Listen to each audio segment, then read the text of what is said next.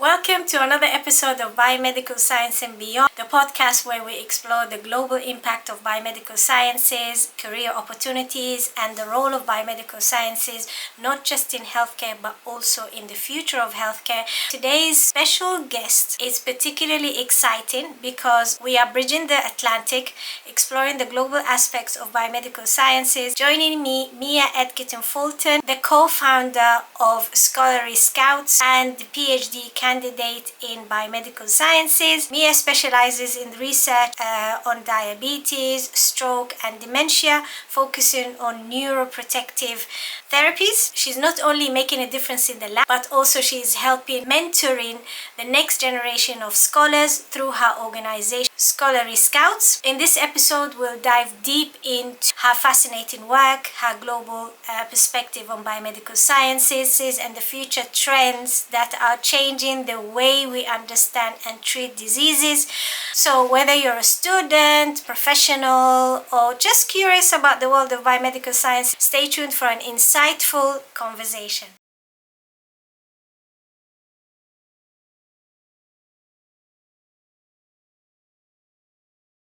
Thank you so much for having me, Mia.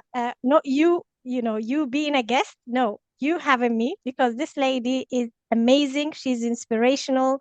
Potentially Dr. Mia, not very far from gaining that title that you must have worked super hard for.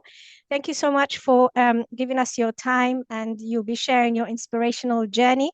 Thank you so much. So, Mia, definitely just please introduce yourself, your current job, what you do, and your amazing work that you are doing, which I'm so excited to hear all about it. Forget about the audience, it's me.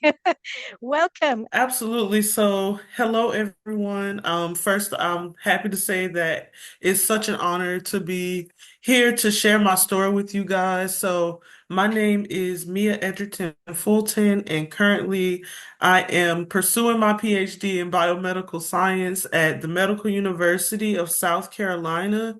But on top of those responsibilities that come with the PhD, I also found myself in this venture of starting my new organization, Scholarly Scouts. So it's been a journey, really, with just getting to this point and being comfortable enough to launch a business while doing my PhD. But we'll get into some of those things later about opinions and etc. Absolutely. So you've just mentioned that you are a PhD candidate. So tell us about your specialization. Why did you choose this specialization particularly? Because it's not easy. You've tackling diseases that are untreatable almost. Yes, I'm so glad you mentioned the treatment and how there's not a great bit of knowledge on how to treat the disease states I'm working on. So, me specifically, I am in the field of pathology and laboratory medicine,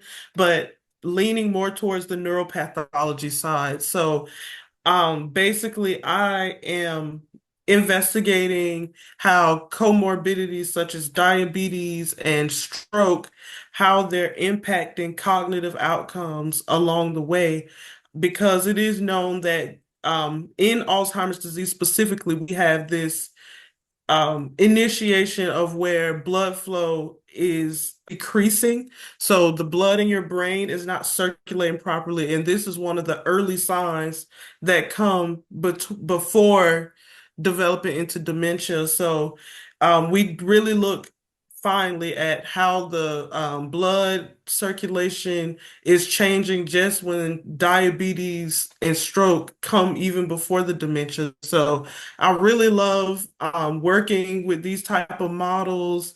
It really hits home for me just due to the fact that I've had a family history with people having diabetes, also getting dementia later on in aging.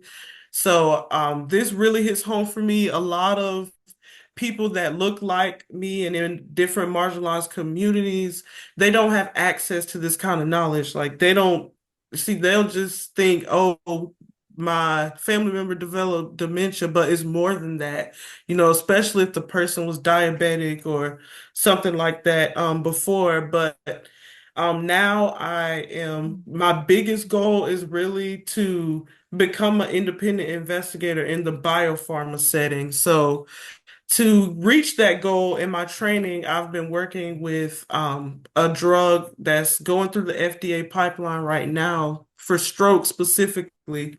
It's on the market in India, which is fantastic, but just collaborating with someone else that knew my advisor, um just like learning and networking with him, I was able to use his drug in a diabetes model with strokes. So they have not looked at diabetes with the stroke effect. So this is a whole new concept, and I think it's really shaping my trajectory. Is very exciting for me. This is very exciting. And yes, like you mentioned, each of us had a family member who had dementia. I also experienced that as well. So you are specialized in diabetes, stroke, dementia, neuroprotective therapies.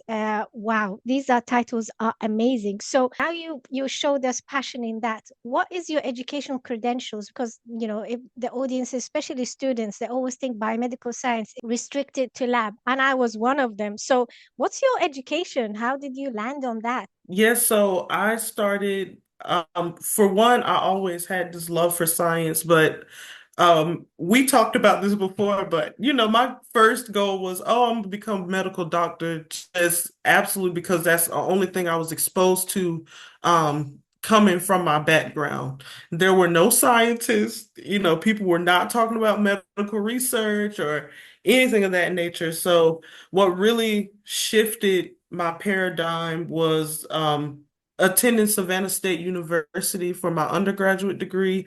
So that university is the first public historically Black college and university in Georgia. So I take a lot of Yes, pride in that. of course, Because Black they, scientists. yeah, it's like they're the catalyst for change. And so I really embrace that. And so just being in that environment around people that really want to see us succeed, they really find different avenues to expose us to different things. So all of that to say is I got exposed to this program through NIH. It's called the Marquis Star Program. That program introduced me into biomedical research and science. I did not know about pursuing PhD in life sciences. I had no clue about that at all. So that gave me a chance, I would say, to expand my reach, just having the experience just from working with my undergraduate degree in the pool of being on that training grant that I was on helped me to be able to get competitive summer research internships.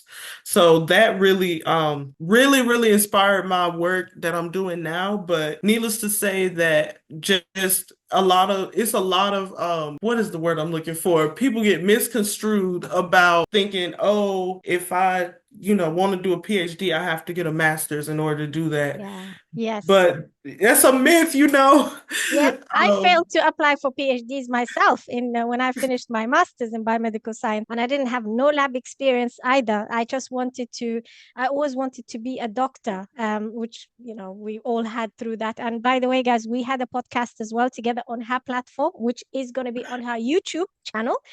So if anybody interested in PhD or her journey is so inspirational, we connected through LinkedIn. As I always say, LinkedIn is a powerful platform and her work is amazing. Now we are connected on all social media. Her work, definitely, if you're interested, by the way, she's in USA, I'm in UK. So this is how global biomedical science is. It's not restricted to, and they always refer to biomedical science as medical technologist. No, it can be anything now.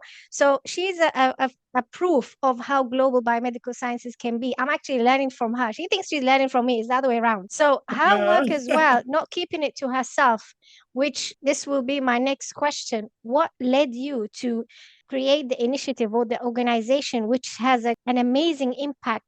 Scholarly Scouts. So you didn't even stick to your own path and just focused on that, particularly that you're doing PhD. PhD is it's hard work. I don't know how it is in the USA, but I'm sure, you're not as spoiled as us in the UK. So what inspired you to take it to the next level? That's such a wonderful question. Like you said, a PhD, it's a lot of work. It's a lot of long hours in the lab, a lot of critical thinking, independent work. So, that sometimes you can get kind of lost in that. So Yeah, I was saying to myself, oh, back in college, I had so many different things I was involved in, even though I studied a lot, but I still had way more free time than I did when I was working in the lab every day.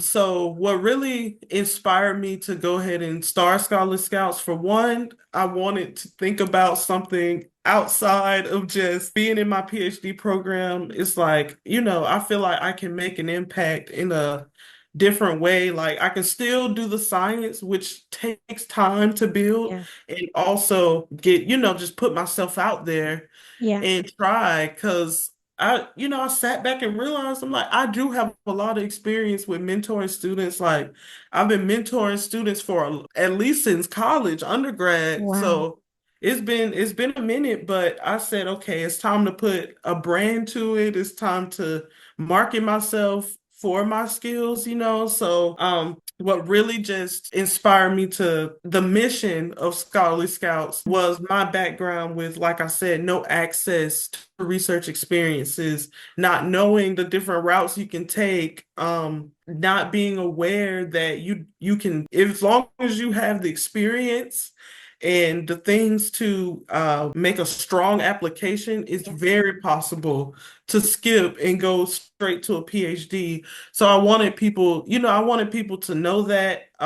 Something I wish I had great mentors, but what I didn't have was someone that actually walked me through step by step, or somebody to tell me what I should expect when I go to an interview. What should I expect in a program? Like things I should address and look at before making choices. So, Mm. I just want people to be able to know the power of choice and also make sound decisions. So, that was my mission. I just want everybody to succeed and feel like they have a community. And bear in mind, guys, she has a family. She's not a single person. Yeah. So always remember, I really admire, how the amount of work she's contributing. She's a co-founder, so her husband is also a co-founder. So they having a family and reaching out for the next generation. That's just noble, I must admit. And because of her dedication, her work wasn't unnoticed. She's got some career highlights. Please share them. Give hope to the next generation.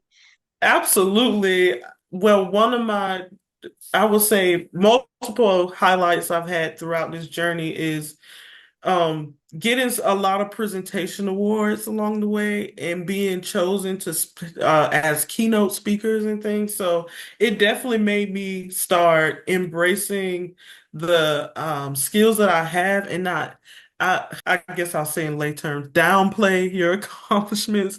I think it's very easy, at least from my experience, as a woman of color, Yeah. and just growing up and really being pressed to make A's. I had to realize that perfectionism is not, sometimes it's great to just sit in the fact that everything doesn't have to be perfect. But Yes. even though it wasn't perfect, it still comes together in the end, Impactful. you know? Yeah, so just learning that perfectionism isn't always the goal. But other accomplishments I've had were to be able to, I've been able to get involved in science communication. So I also kind of want to understand medical communications, how that goes, especially with my long-term goals. What could I expect from somebody that would need to be a medical writer? So I've been able to get two certifications in that realm, and been able to be a part of different career fellowships that help with career development, because I know I want to go outside of academia. So that's another thing. Don't be afraid to utilize your resources outside of the environment you're in, Yes. because those outside experiences going differently in a different path, they can really set you apart in wherever you're trying to go. Absolutely. Absolutely. What I love about Mia, she's very active on social media. This is something we both have in common. She's active on social media. This is very important. The visibility. If you want to increase your visibility, you need to be active. And what stands out from Mia's story is she had the courage. She wasn't afraid to just come out there and present herself as a scientist. Because a lot of people think, I just had an early conversation earlier today about how should you display yourself. You're a scientist, be proud of it. And being a woman of color as well, that makes you stand out. You will inspire. You can't imagine. So leads me to what motivated you to choose biomedical science? Nobody chooses biomedical science unless they want to be in the lab. Yeah, I'm glad you said unless they want to be in the lab. Now I'm like, I'm ready to step away from the lab. You're But taking the skills out of the lab now. But why did you choose yes. biomedical science? I chose biomedical science because I really wanted to do something outside of regurgitating information Mm, or just really pushing different ideas that maybe I don't agree with. Of course, we don't all have to agree, but just being able to form the knowledge that people need in order to treat their patients, yeah. build a foundation that really emphasizes the importance of how to do these therapies, why we're doing the treatments, being able to be in the space to educate the lay audience. People, I came from a very small town, a lot of people don't even know what drug targets they're reaching for or, Mm, what clinical studies are doing, how they should be reflected. So biomedical sciences and clinical trials, they go hand in hand. mhm, So I think it's great to get exposed to that. I really wanted to be able to learn and expand my skills, research skills. I didn't know I would become an entrepreneur in that process or want to, be an entrepreneur on a larger scale in terms of biopharma related. But I think everything came into a full circle. All my experiences, all my challenges that I faced along the way, they really, even in the lab, because I failed a lot of experiments before I published in a journal, but needless to say, I think that it really shaped me into who I am mhm. to always press for the best and never settle for less. Absolutely. This is really interesting what you mentioned. Do you think that because of the networking, because that's a skill that not a lot of people talk about, whether virtually or in person, what's included in virtually using the social media and LinkedIn, which we have met through LinkedIn? Do you believe that networking really increases your opportunities? And as in addition to entrepreneurial mindset, I've done a comparison that we do have so much in common with creators and entrepreneurs. These are the skills that I try to tell scientists that this is what we have in common that makes us at an advantage. But do you believe your networking skills helped you so much, the fact that you came from a small town? Absolutely. Yes, yes, yes. I think it all, like, even connections, I didn't even realize back in undergraduate, I was networking.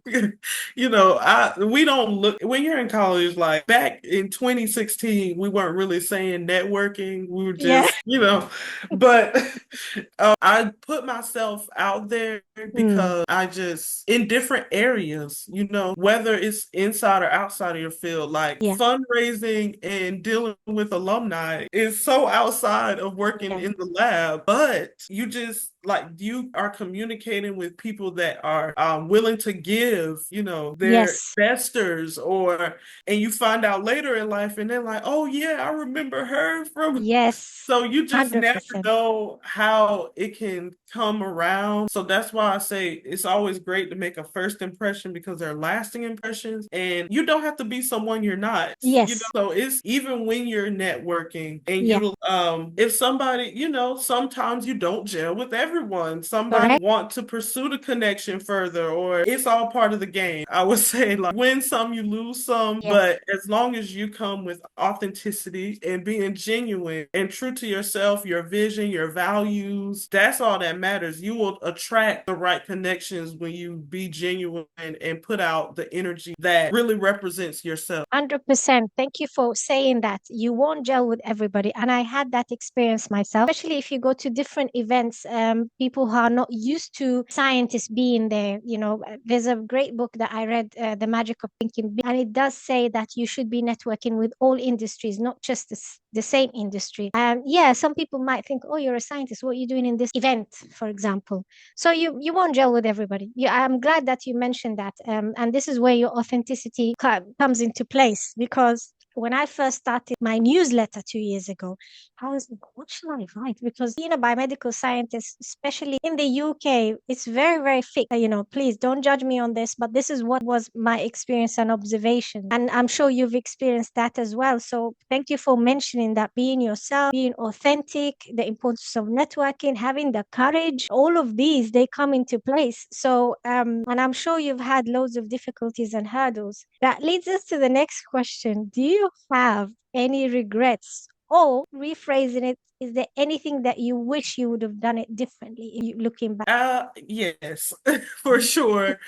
What I do wish I would have done was pursue summer research opportunities earlier in my undergraduate journey. So I did not get that experience. Well, I started off with the training grant, so I was working at my home institution for like a few months before I applied for a summer research internship, and that was my junior year of college. So I was able to get a summer research internship, which was great. And I think I got lucky. Well, I wouldn't say luck. I worked very hard for it, but I was put in a good position to get an internship at Mayo Clinic, which is very, very competitive. I got it the Wow. first time I applied, but Right. having that on my resume, I think is what really allowed me to be able to get PhD offers, Mhm. because I didn't have like 3 years of summer research internships, but I do think if I would have done that earlier, I could have possibly gotten more offers. So I don't necessarily regret.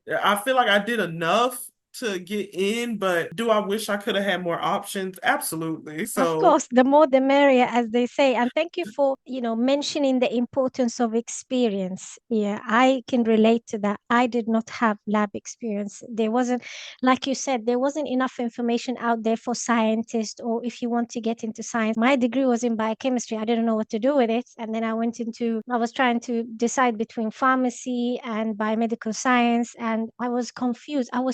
Either I was very young or I was oblivious. I have no idea. So I went to biomedical sciences to do masters, and it wasn't accredited. We have an issue here that you need to have an accredited degree in order to be registered with the biomedical science. Anyone from UK, they'll know this whole story. So mhm. now telling everyone you need to have lab experience, get it as early as possible in all of its shapes or forms. Volunteering, we had to do volunteering, shadowing experiences, etc., etc. So that way you maximize your opportunities, and approaching employers directly. Like you said just now, you had the courage, you just went out there, you showed you who you are, and you were just out there. So you've maximized your experience, you've maximized your chances. And in addition to that, you went straight into PhD, which is very, very competitive globally. It's very difficult. So, I failed to apply for PhD and with masters. So imagine, I thought the doors will open to me. So thank you for mentioning that, for sharing your inspiring journey. And you're going to be very soon the doctors. And I'm so excited to see you wearing the gown. Ooh, I am so excited too. I told my family the other day, I said school will never see me again. I am done after this, but That's a lie. She will be it's back, been definitely. it's been a journey though. It Yeah. really has. I feel like it's made me a better thinker. It's made me be more open-minded. But I'm glad you mentioned too about the accreditation thing and learning about different options of where to go and Mm, what the benefits are, the pros versus the cons of going yes. there, because I think that's something that I wish I could have investigated a little further, just to be able to make a complete sound decision with everything despite all those hurdles. That's why Scholarly Scout Scouts, we started our mentoring cohort. So we're getting ready to send acceptance letters out for that very soon, sometime this week. But I wanted people to know how to choose a program strategically. Don't put a program on your list that doesn't match your expectations. So if you can waste your time, you can waste your money to send these applications because not all the time they're free. And now that they've removed the GRE requirement, it's even more competitive now. So the first year I applied, they had just removed the GRE. So it was so competitive. You were competing with people with publications and all this stuff. So yeah, it Please was shed the yeah. light on your scholarly scout, while we're at it. Please, and you've already told us why you did it. But if somebody who's interested in a PhD program in the US, how do they go about? Where do you come there? Please shed some light on that because that is very interesting. I got lost when I was reading about it. Yeah, me too. What I really love to offer with Scholarly Scout, so with our mentoring cohort so of course I'm doing the STEM side, and then my husband's doing the psychology side. There you Um, go. that's That's more a of great his package. lane. Psychology and STEM. You've covered a lot. Amazing. Yeah, so I think too, just doing this with STEM and psychology students will have chances where they all come together for sessions.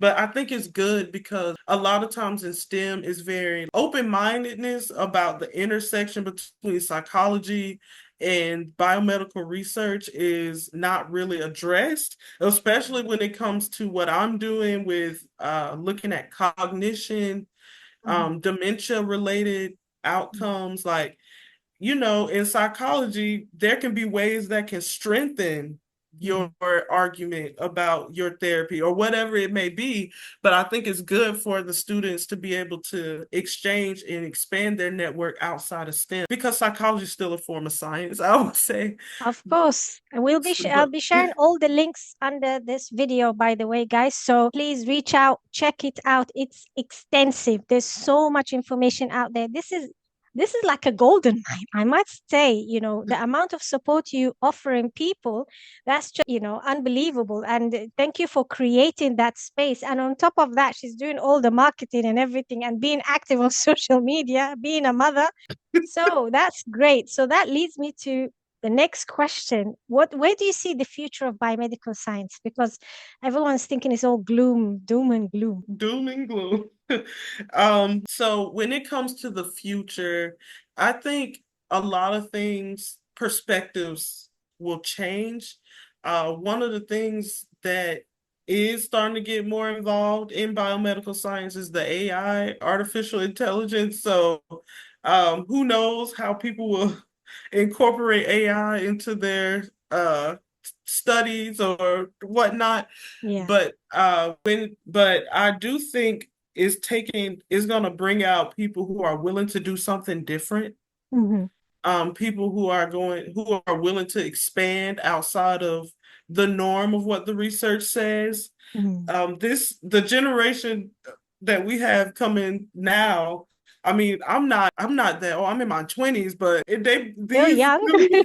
I was gonna say these new scholars now, they make me feel like I'm like born in 1985 or 1970. Like, they just make me feel like I'm in my 40s or something. But needless to say, I think the new way of thinking and going outside of the normal treatments, even for me, with my studies that I want to do in the future, I am planning to try to go outside of what people think, create new knowledge, and of course we all in a new way of doing things when it comes to treatments and connecting with communities, because I think the missing piece when it comes to biomedical science is we need to merge together community involvement Yes, and bring and educate people on what we're doing and why, absolutely. and how do we think this is going to help them, but also being transparent and truthful. That's going to be the biggest thing, because I feel like it's a large gap between community knowledge and then biomedical sciences. They call it the tower. We're out here in our ivory tower, but nobody knows what's going on. So at least for the Black community here in the United States, there is a lot of shakiness when it comes to being able to trust what others are saying. So Mm, we need to have more people that represent the communities that we're serving. That's a big start. I think that will change the direction of biomedical science. And we also need to be able to have leaders from various mm, backgrounds that can provide various perspectives and open up, because we're at the beginning of the drug pipeline, but as the drug pipeline progresses, we need people that are willing to do what it takes to make sure people feel comfortable and mm. willing to learn more about what we're doing. Fantastically said. Thank you so much for mentioning that because we do need increased visibility and ease of communication rather than I try to say that in a very nice way, but there is a loss in communication, if I might just say it. Mhm. That leads me to the final question. What advice would you give any aspiring biomedical scientist or any viewer who's just thinking or debating? My advice would be don't be afraid to ask for help or guidance. Of course, when you go to asking others for the mentoring of some form, some may not want to, but I say always look at the green flags with when it comes to mentoring. Um, and also just don't be afraid to try something new. Don't be afraid to step outside of your comfort zone. For me, it was being willing to relocate wherever is necessary to get the opportunity that I need. A lot of people, I think, don't think about how you have to be flexible to succeed in this business or in this industry. You have to be willing to travel. You have to be willing to not be afraid to talk to people that may have different backgrounds, not be intimidated Yeah, by people from different backgrounds or think someone's better than you because you come from, a different way of living. I think it's all about being confident in yourself. I mean, a lot of times people try to say being confident is arrogance, but no. it's a different, I don't think they're in the same category at all. When you're confident, you know that there's space for you to learn and grow knowledge, but you also know that you have something very, very valuable to bring, and you earned your spot wherever you are, regardless of what anybody thinks or says. So for me, getting through this journey was making sure I recognize, don't second guess my intelligence, Yeah, don't second guess my value. Uh, don't second guess my personality or feel like I have to absolutely. shift. If I feel like I have to shift, that's not somebody I'm willing to be around. Because one thing, I'm not going to change the way I, show up unless it's something I need to improve, of course. But if I'm coming with genuine intentions, genuine energy, being myself, that's just something I can't change. I want people to know the real me, and if they can't accept that version of me, it's okay. You can seek opportunity elsewhere. Absolutely. Thank you for being yourself. This is very important to be yourself and believe in yourself. And not everybody will see your vision. Nobody can see your vision. You have a certain vision. That's why it's called vision because it's only you saying it. I'm just making up my own code. This is just very inspiring. I'm not even hosting. I'm actually one of the audiences listening to your journey. And by the way, guys, scientists are not just dry. They have other Mm-mm. hobbies. They have, please tell us, share your fun fact. Yeah, fun fact. So I really enjoy doing spontaneous activities when I'm out in the city. So I recently moved to a new city. So me and my husband, we just, at least for me, I use social media to, I'm like, oh, this is a cool place. Maybe we should check it out. And, randomly we just go when we have, our time to spend together when our child is at school and he's not in class and things like that. But I really enjoy doing things like that. And I also, woo, for a hobby, I wouldn't say it's a hobby, but I'm telling you, spouses will convince you to do some crazy things. I went zip lining in the rainforest. I'm never again. And night kayaking, but those, things like that, I really enjoy. Like, I may be scared, but I'm like, okay, You I'm just probably do never it. going to do this again. There's courage. The courage So, continues. It becomes part of you. Once you have that courage, nobody can stop you. yes, but it may sound a little on the greedy side, but I love to try out new restaurants. I'm a foodie. I like going to different spots. I'm like, oh, this menu sounds good. I think I might need to try this place. So, and going to different countries. I love traveling. I am so inspired by your journey, and I really, really don't want this to end, but obviously we all have our commitments, especially you. Do you have any final thoughts that you want to share, especially now we are approaching a new academic year? Anything you want to, final thoughts, especially people that needs a bit of like that comforting advice? Absolutely. Um, I just think I think that it's so important to believe in yourself because it starts with you. If you don't believe in you, you can't expect other people to believe in you. So really embracing your strengths, the challenges, things you should work on, whether it's personal, professional wise. Always strive to become better or to be more authentic or, make sure that you have the right intentions. I think intention is very important when you go through this journey. Aligning yourself with the right people with proper intentions and being able to discern what are opportunities you should take or what opportunities you should, not pursue. Um, I think it's good to know once you get to a point in your career, you can be very selective about opportunities you take. If it's an environment that you don't think is gonna advance you further or you feel like you've optimized as much as you can get out of it, there's nothing wrong with making some adjustments and pursuing something that will challenge you a little more or feel like you'll feel more fulfilled in a different role. And also just really align with people that can help support your vision. You have to have a vision for yourself. It's very hard to expect people to connect or want to continue networking with you when you don't have a vision or a plan or something that you're thinking about for the future. And always, yeah, always enjoy the present, but always look towards the future and never forget the goal you have in mind, whatever it may be. Just always strive to reach it and don't be afraid to take advantage of the resources around you. Thank you so much for such an inspirational ending to this amazing and inspiring episode or talk or conversation, whichever way you want to word it. It's just a natural. This was not scripted, guys, by the way. Mia, thank you so much for your time. And guys, like I said, please follow her. I'm going to share her links under the video, in the description of the video with Scholarly Scouts. What you won't regret it.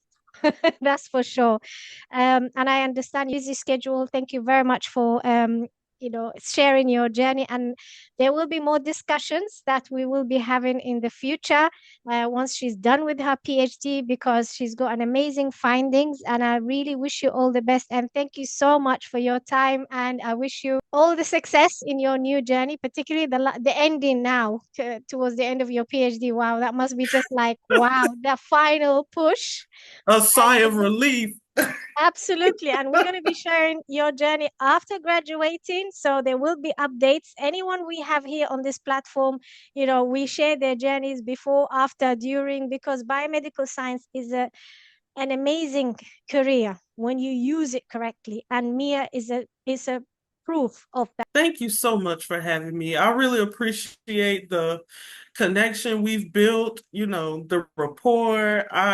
I can't foresee us not maintaining our connection. It's Absolutely. just been a blessing just to be exposed through your platform.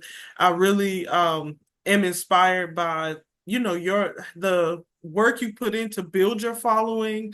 I'm learning so much about how to build a following. So I think just being able to be in this space and in this position to network and put myself out there a little more. I think I'm just so grateful for the opportunity. And I'm planning to possibly pursue some things with a book. So, I'll be coming your direction to figure out how to go about that. But thank you again. You have been Absolutely. so amazing. Likewise, believe me, it's all learning by doing. If I only tell anybody whatever I'm doing now, it's all plowing through. Just do it like you've inspired us. Just having the courage and do it and experiment. I share my failures. The first book was a editing disaster, but this is how you do things by learning. So that will be a different conversation we'll be having about about our failures and the challenges. We wouldn't say failures, we would say lessons. Let's rephrase. Failures are lessons. So I appreciate you. Likewise, thank you so much for dedicating your time, and I wish you all the best, and keep shining Thank and keep you. inspiring. Thank you so much. Thank you. You too. Keep shining bright. Bye. And that's a wrap up for today's incredible episode. Thank you to Mia, or Dr. Mia, for sharing her inspiring journey and deep insights into the field of biomedical sciences, from her research in dementia and neuroprotective therapies to her role as a co-founder of Scholarly Scouts. Mia's passion for advancing healthcare and mentoring the next generation is truly remarkable and inspiring. If you've enjoyed this episode, you want to hear more from inspiring guests like Mia, don't forget to hit the subscribe button and share this podcast and leave us a review. And I will share in the description of this video links to Mia's LinkedIn and her organization Scholarly Scouts. Definitely have a look at that. Their work is amazing and remarkable. So stay tuned to the next episode as we continue to explore the global impact of biomedical sciences from all corners of the world, reminding you that the future of biomedical sciences is now, and it's happening all around the world. Until next time, keep shining, keep inspiring, and see you next time.